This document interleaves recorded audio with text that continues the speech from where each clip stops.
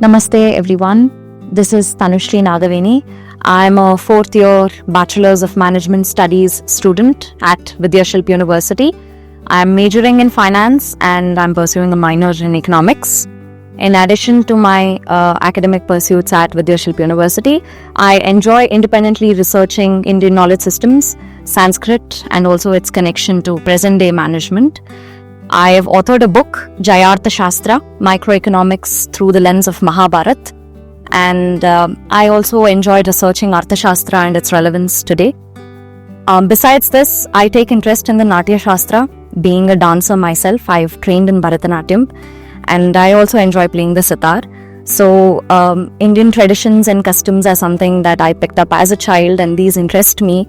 And I hope to pursue them further and hopefully see where Indian knowledge systems can take us in terms of its relevance to management and economics today. Wow, amazing. Thank you so much for this conversation. Yeah. And looking forward to understanding a bit more also about some of those topics, especially the Arthashastra, which I've read, but not to the extent that you have. Would be happy to have a conversation on that, yeah. Okay, so...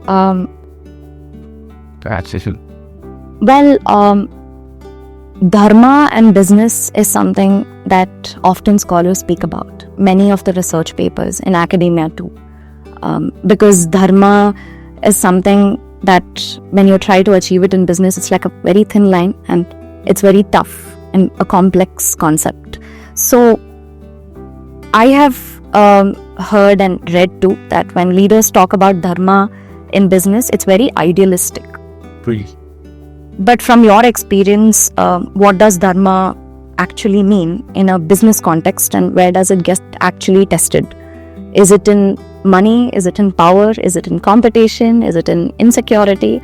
And do you think an organization structure can change and cover up for a leader who is ruthless and or even restless and confused? Wow. Yeah, I think there was these types of questions that were going through my mind about 15 years ago when I started writing the Dharma of Capitalism. Because I do feel that the ancient kind of Vedic system accommodated for individual wealth generation and ownership in a capitalist type of way, but the rules or the parameters around that were slightly different, and I think that's where Dharma does have something to say, just in terms of the purpose of capitalism. And if you think about, statements of Milton Friedman about, the only purpose of a company is to generate wealth for the shareholder, versus kind of an Adam Smith version around the social benefit of power of capitalism, the dharmic perspective would lean towards Adam Smith in the sense that, wealth creation is obviously a necessary aspect of any society. How that's distributed and the ethics that sit behind the means of wealth generation are important. And to the latter part of your question,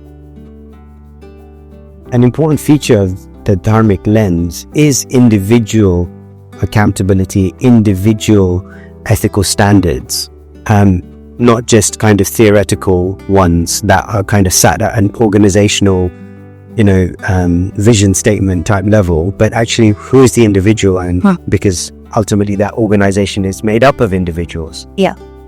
So it is like you say, it's a fine line, it's a thin line, and but I do think that the Vedic tradition, the Bhagavad Gita, the Arthashastras even, do give us some insight as to what those ethical standards could be and how we could hold ourselves to account for those ethical standards. And that's been of real interest for me as well, as I'm sure it has been for you. It has been. And I think leadership styles which have emerged are also based in these dharmic concepts, like say authentic leadership. Right. Or even examples from say modern business world, like say Ratan Tata or some of those individuals have actually given examples, I think, of how dharma can be incorporated in their styles. Yeah, exactly. Yeah. And you've studied the Arthashastras. What stands out to you from there in terms of if there was one or two concepts that you feel are relevant from what Chanakya is saying there, to the modern business context, what might they be? So I think one would be Yogakshema, the concept of Yogakshema, because Kautilya, in the very beginning of his masterpiece, he acknowledges the teachings of all the gurus who have come before him, his predecessors, and he sort of like picks up the best from all these other gurus who were before him, and then he says any Arthashastra, the moolam of that Arthashastra should lie on this pillar of Yogakshema. And I think many modern researchers too agree to that. For instance, Professor Mahadevan, he is a scholar in Indian knowledge systems, and he also says the same, that Yogakshema should be the center of business activity. And just explain that for those who don't know what Yogakshema means. Yogakshema would mean the greater good, and not just good for the self. It's the broader good for, maybe if I have to say, interpret it in a business context, for all the stakeholders, not just the people who are internal to a company, but also the broader society in which the business actually operates. Yeah. And Yogakshema is embedded in Dharma. Yeah. So Dharma is like the foundation on which Yogakshema stands. And Kautilya also says that Artha accumulated without Dharma is of no use, because Artha should be accumulated with Dharma in mind. Yeah.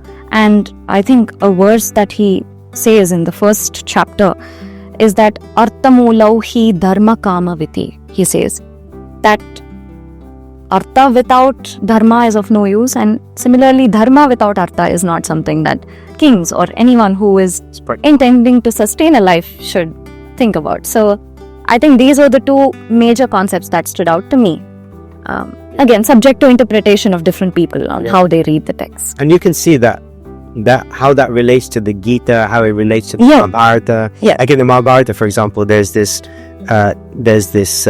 point at which Yudhishthira is talking about how wealth created or based upon and non or undharmic wealth creation cannot be sustained or enjoyed. Yeah.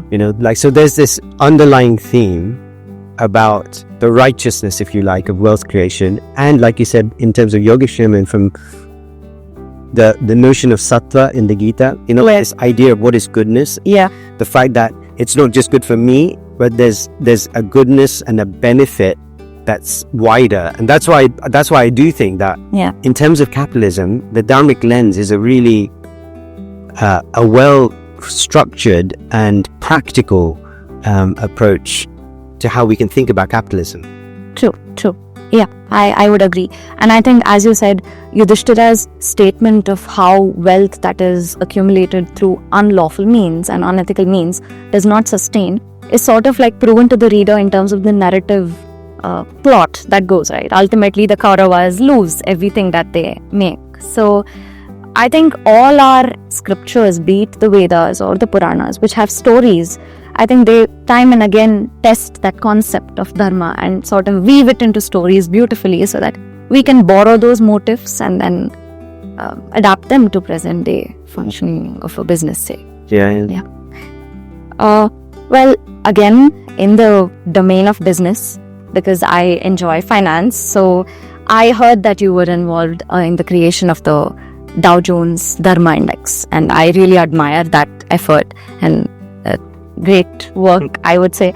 So when you tried to bring in dharma principles to financial markets, so what were some resistances that you faced, and also what was the limit of ethical capitalism, if I have to put it that way? I think one of the major barriers that we faced when we were thinking about the concept was when you're creating a concept like this, many traditions have a very black and white approach, whereas the Vedic approach is not so black and white. It's quite like principle based as opposed to trying to define every instance. So when you come to ethical frameworks, there are some framework, like the ones you mentioned, right? Like, so the idea of Rita, or like the good of all, or ahimsa, or the minimization of harm. There are some principles that we can draw upon, but the specific applications, the Gita itself and the wider Vedic texts acknowledge that in this world, you're never going to get a perfect situation. You're never going to get a perfect scenario where this is all good and this is all bad and there's a clean line in between. The fact is that whichever approach or framework you apply, you're going to need to make compromises. And so coming to terms with that and kind of understanding that at a certain point, whilst we can use the broad frameworks of ahimsa and other such principles, we are going to have to make a call on this. Yeah. And what sits in and outside of those equity indexes was quite a challenge, actually, just because we wanted to be faithful to the tradition, but obviously you also need to be practical in terms of its application. And what was interesting, because we launched that that concept way back in 2008. Yeah. And it was actually quite well received, but I think the timing of it couldn't have been worse, because we launched it literally weeks before the markets crashed in 2008. Right. So yeah, I mean the timing was hopeless, but the concept was reasonably well received, and I think there is scope for that going forward in terms of the dharmic application to how we think about equity indexes. What's your vision for the index? Do you think it should be something that people can trade on actively? I do think so. I think it needs to be resurrected. I would hope that Dow Jones would still be interested in resurrecting it, and yeah, absolutely, because the unique position that index held was, as you can imagine, there are equity indexes for all major faith traditions, including Buddhism. A lot of money, for example, in Japan, is screened on Buddhist principles. Yes. Sharia indexing is well known. The dharmic traditions do the traditional or the commonly known sin sector industries are screened out, but also, for example, are screened out from an ahimsa perspective, those industries which are harmful to animals. Right. So it does have a unique combination, and I do believe that now with the emergence and the kind of resurgence, if you like, of awareness of dharmic principles, I do think, I think there is space for that. That's amazing, because as a vision, that's where even I'd like to see it. Not just as a concept, but as something that people can trade on. And when people start to look at like the benchmarks or the indices against which companies are evaluated to be on that index, and when you actually invest in it, it's going to feel fulfilling. Yeah, exactly. And of course the financial gain and all that is important, but even the conscience at the end of the day, right, that you've invested in something which is, for instance, not cruel to animals, and also the sustainability. And I think that again like follows the concept of yogakshema, what Kautilya says. So and we're when Dow Jones launched it, obviously before they launched it, they wanted to make sure that the index was viable, so they do a lot of testing of that, like so reverse engineering what the returns would have been, and the index would do well. We're convinced about that. And so just from a performance perspective, and we've now launched something called the Dharma Endowment Fund.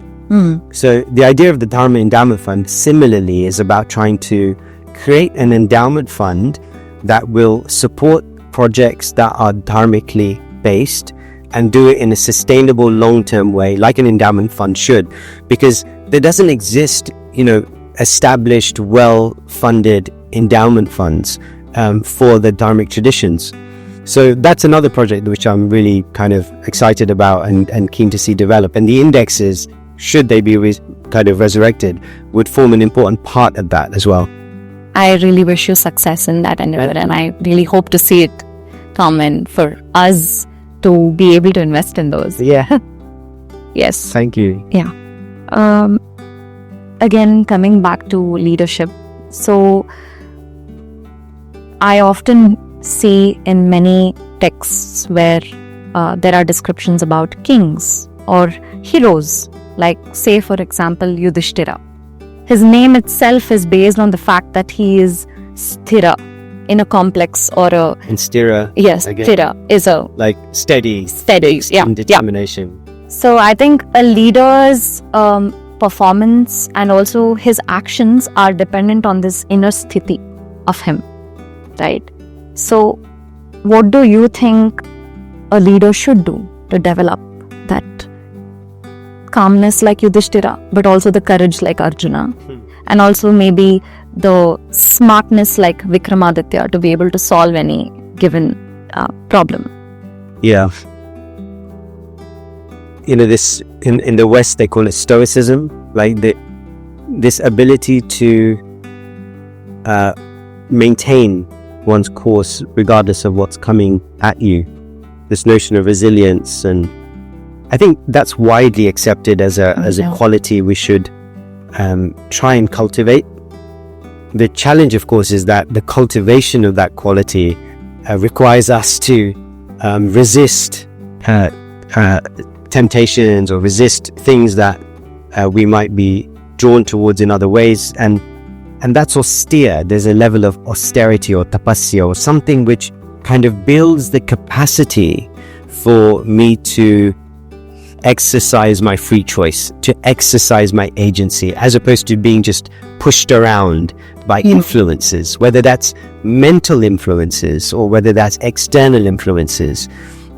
That idea of sticking to duty, sticking to one's path, and that is, if you think about it in the context of the Mahabharata and the Gita specifically, that's a core message. It's a core theme, which is Arjuna, do this battle regardless of what you might think is the easier way out, to take the tough choice, right, to follow through on duty.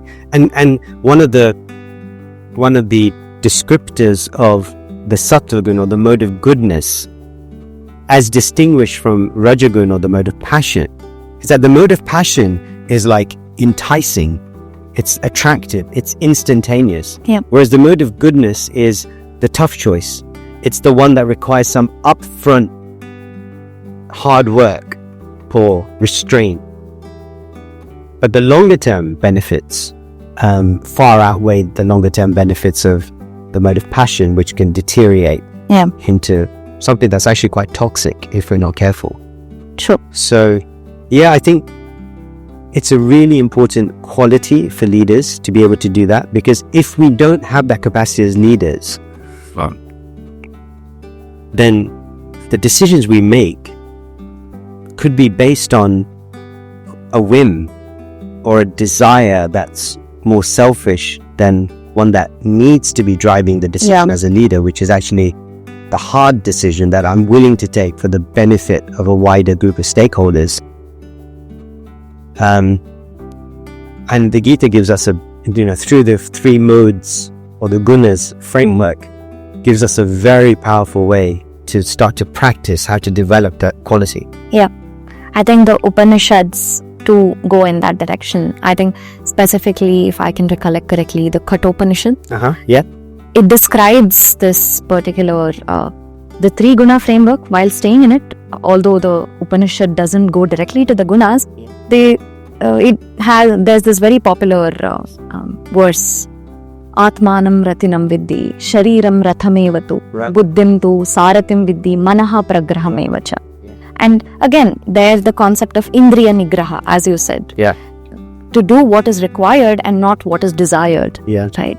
And just for those who are not familiar with that text of because it's a very powerful analogy of the chariot, and the role and the function of the passenger, the driver, the intelligence, all, and that metaphor, that image of a chariot and us being pulled by the senses of the horses.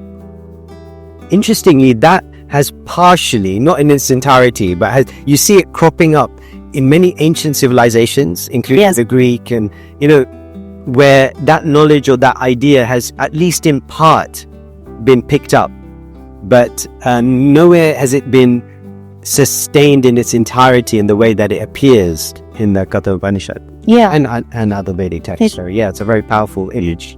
And the way this concept is exemplified time and again in those characters that come up in those stories Yeah. doesn't just limit it to being just a concept.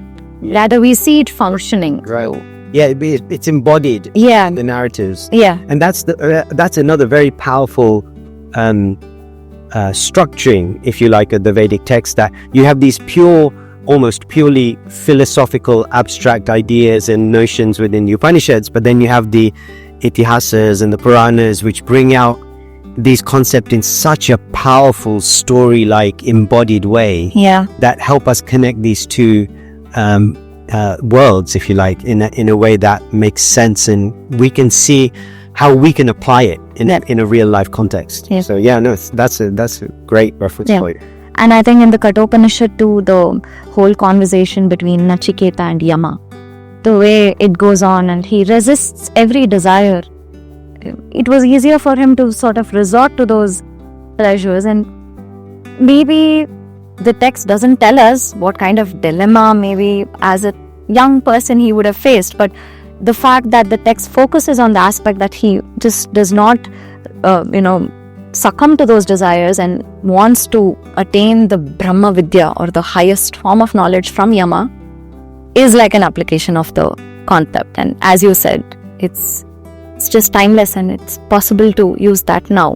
One of the things that strikes me about that story and other stories in the Upanishads, and I would say the wider Vedic text also, is that they don't force a solution, and they are happy to leave something actually quite open-ended for the reader or the student to engage with in their own journey and their own kind of processing of that. And I think that is again, it's a very powerful approach or way of teaching. Yeah. Because I think as sometimes when we're teaching something, we feel like we have to provide the answer, because the job of the teacher is to provide the answer.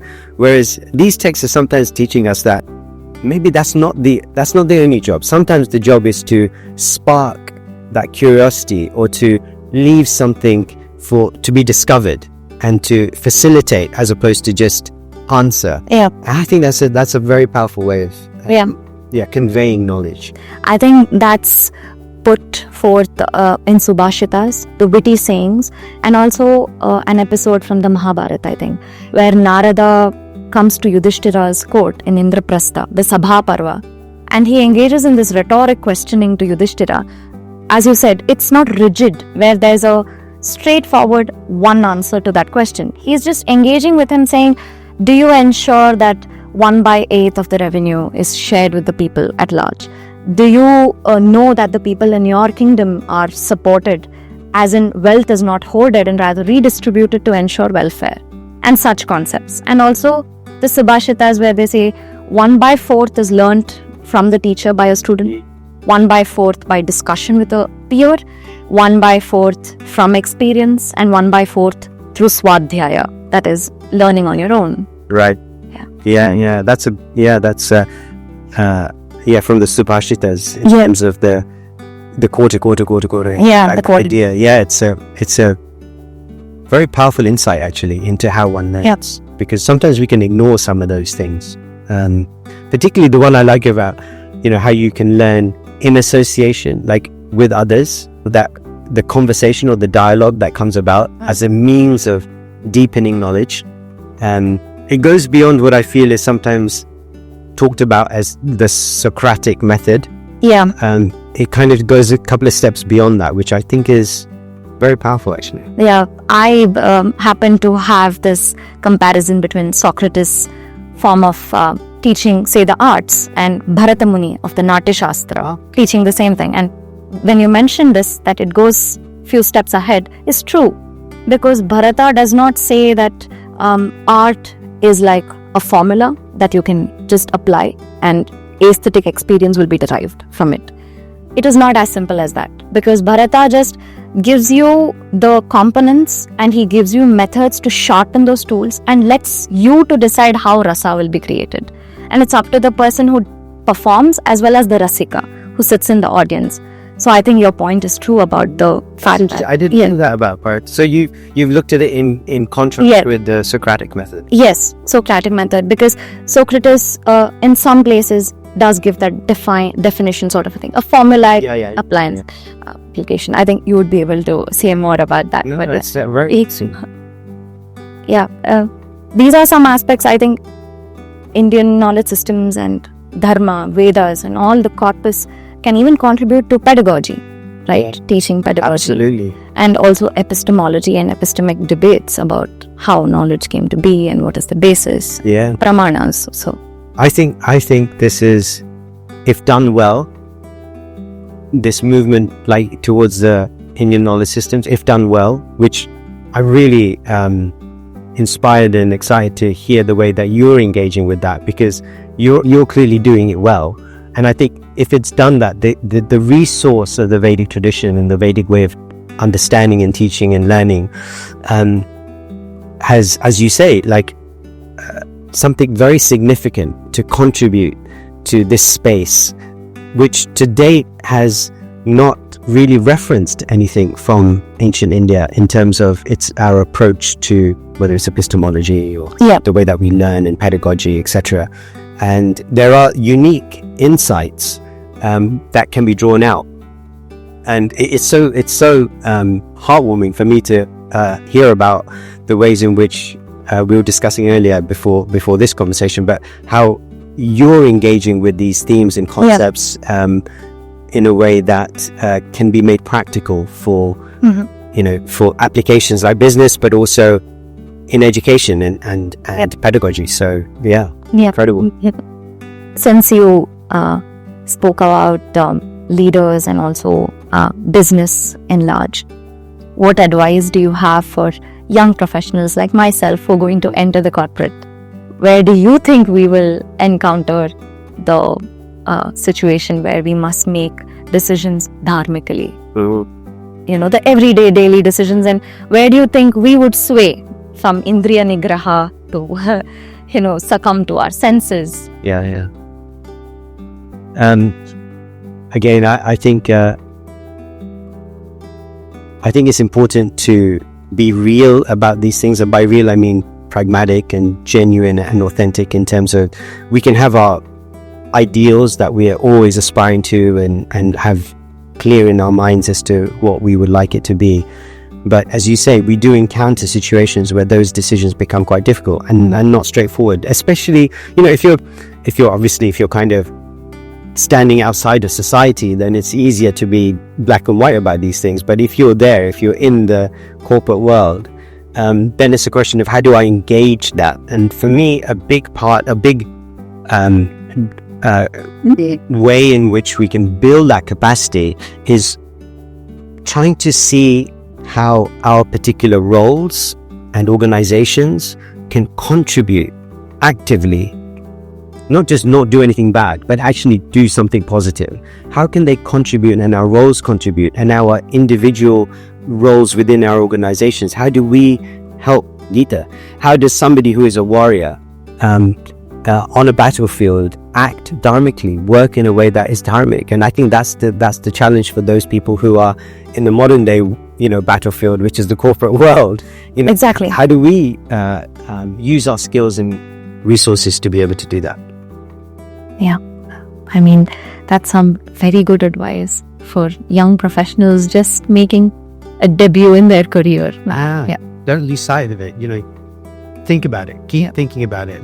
And I do think, as we think more about it, though, because our eyes will be open to the possibility. So when the opportunity comes, we'll pick up on it. And we'll say, hey, there's a way, there's an opportunity here that I can connect this with my dharma. Right.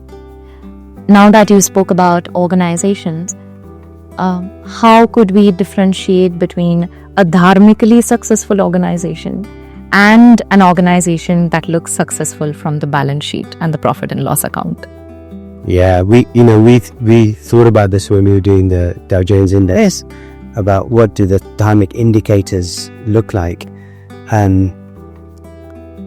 Again, there's a lot of work that's been done in CSR and related to CSR. I think there is that angle that you could take. Yep. The ESG goals, you mean? ESG goals, right. So you could take those ESG goals, and I think those are good goals. Yeah. And I think those are worthy, But I think there is, I would say, maybe a couple of layers deeper that Dharma might direct us towards. One is at an organizational level, and that might be about kind of contribution to overall wealth distribution and upliftment in terms of society. And another might be related to individuals, because Dharma is both, right? It's sometimes we depersonalize these things and we'll make it all about the organization and remove the individual, and I think there's a danger in that.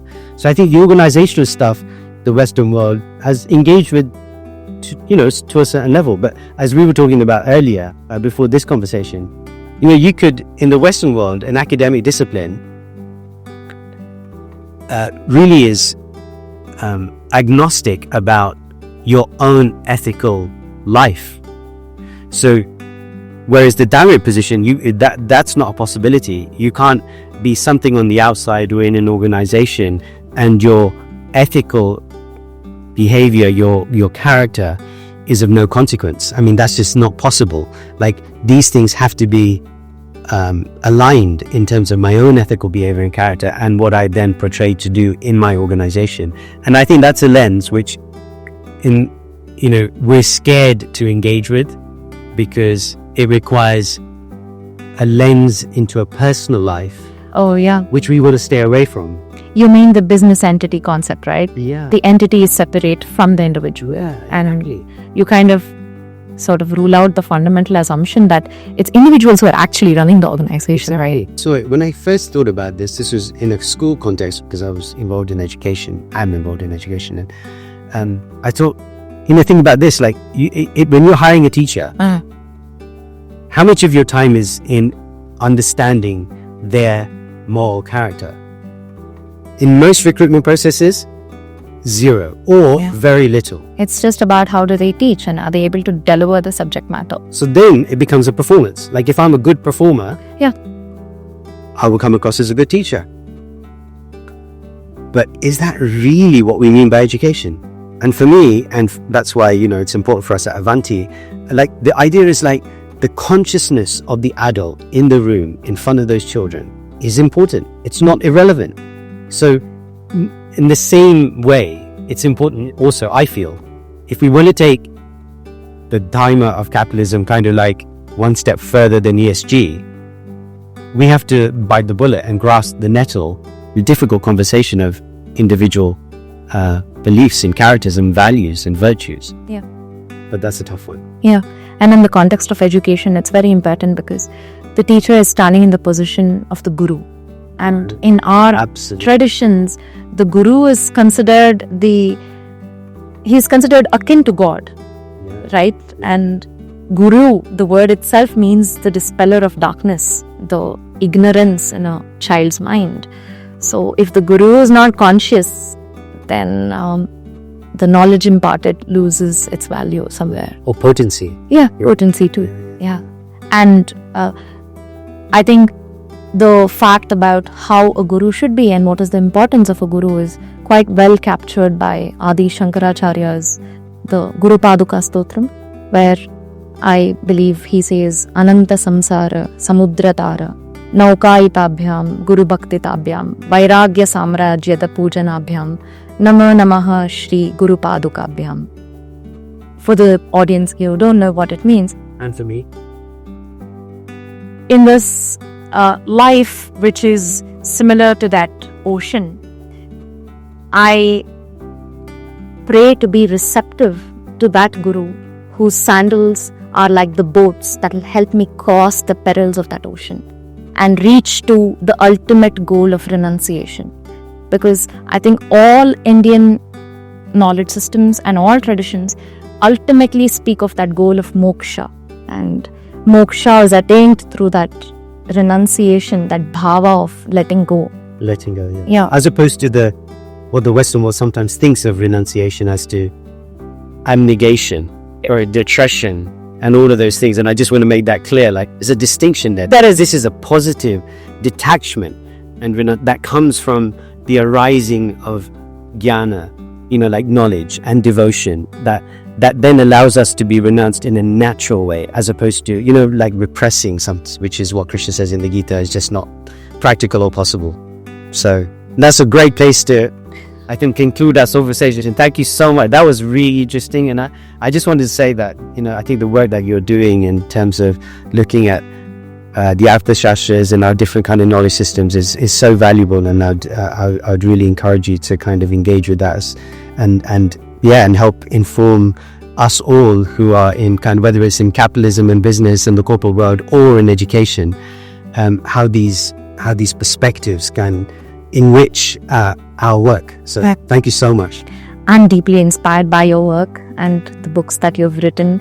I really look forward to hearing many more of your conversations, and I hope you spread this message of Vedas, the Indian tradition, dharma, capitalism, of course, dharma and capitalism, and all these wonderful concepts to many more people, the youth especially, so that they join the cause too. Yeah. Thank you. Thank you. Namaste. Namaste.